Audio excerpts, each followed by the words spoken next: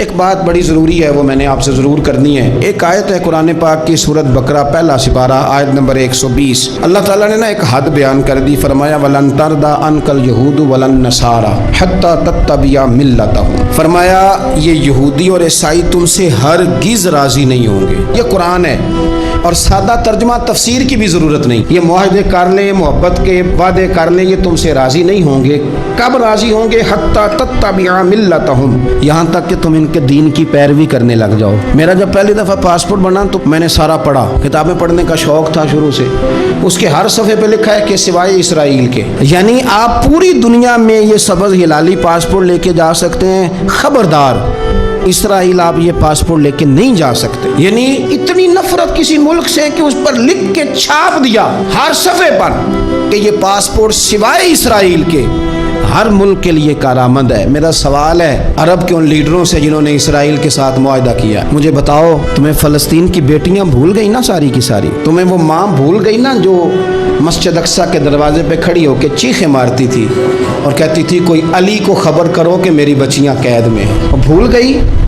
تمہیں وہ بہن بھول گئی نا جس پر شراب کی بوتل انڈیڑتے تھے اسرائیل کے فوجی؟ وہ آپ کو ابھی بھی ویڈیو مل جائے گی۔ وہ انڈیلتے تھے شراب کی بوتل، اسے پکڑتے تھے، دست درازی کرتے تھے، اور وہ بیٹی کہتی تھی یا رحمت للعالم۔ بھول گیا تمہیں وہ سارا کچھ؟ تم نے 1 منٹ لگایا اور تم معاہدہ کس سے کروا رہے ہو؟ امریکہ کے صدر سے؟ اتنا ظلم کیا تم نے، اتنا قاتل کے ساتھ معاہدہ؟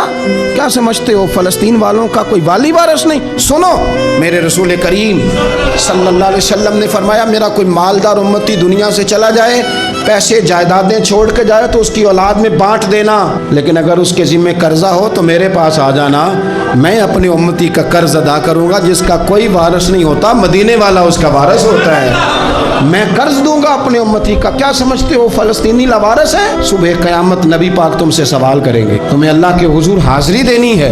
کیوں نہیں صلح کرتا اسرائیل فلسطین کے ساتھ؟ لبنان کے ساتھ دوستی کیوں نہیں کرتا؟ شام سارا کٹ گیا اسرائیل کی وجہ سے، راج تمہیں خیال آیا ان کے ساتھ معاہدہ کرنے کا؟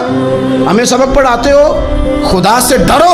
اور پھر اقبال کہتے ہیں مسلمانوں سے مایوس نہ ہونا، حکمرانوں سے زیادہ امیدیں بھی نہ لگانا۔ وہ جو چھوٹے چھوٹے لوگ نکلے تھے نا صحرا سے، بظاہر غریب تھے، بظاہر ان کے پاس مال نہیں تھا، وہ خالد بن ولید جیسے، وہ سعد بن ابی وقاص جیسے، بظاہر ان کے پاس زیادہ اسلحہ نہیں تھا۔ اقبال کہنے لگے مایوس نہ ہونا، یہ نہیں کہنا بن کچھ نہیں سکتا۔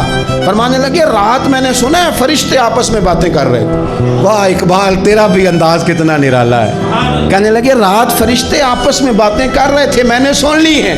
بھلا وہ کیا کہہ رہے تھے؟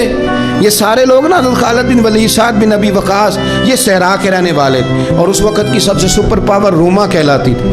الٹ پلٹ کے رکھ دی ساری رومی سلطنت۔ تو اقبال کہنے لگے رات فرشتے آپس میں باتیں کر رہے تھے کہ سنا ہے پاکستان کے، ہندوستان کے مسلمان جوان مایوس ہو گئے۔ کہنے لگا نہ مایوس ہونا، نکل کے صحرا سے، جس نے روما کی سلطنت کو الٹ دیا تھا، نکل کے صحرا سے۔ گرمی دیکھو اس شعر کی، ولولہ دیکھو اس مرد کا جو مصور پاکستان ہے، نکل کے صحرا سے جس نے روما کی سلطنت کو الٹ دیا تھا، سنا ہے میں نے یہ قدسیوں سے، وہ شیر پھر ہوشیار ہوگا۔ وہ کل باتیں کر رہے تھے کہ بہت سارے ان میں سے پھر جاگ گئے اور بڑی جلدی وہ بلاک بنائیں گے۔ سنا ہے میں نے یہ قدسیوں سے کہ وہ شیر پھر ہوشیار ہوگا، وہ آئے گا میدان میں، نکلے گا، اور انشاءاللہ یہی چراغ جلے گا تو روشنی ہوگی۔